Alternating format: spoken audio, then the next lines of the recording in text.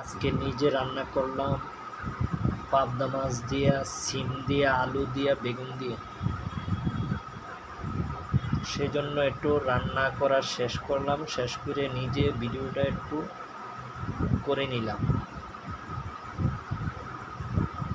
সকল দর্শক ভাই বোনরা সবাই একটু সাপোর্ট করবেন।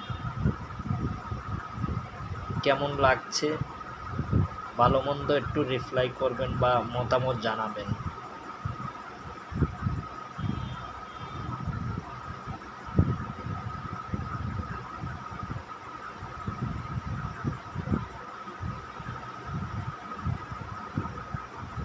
লাস্টে শেষ করার পরে একটু ধনিয়া পাতা দিয়ে দিলাম।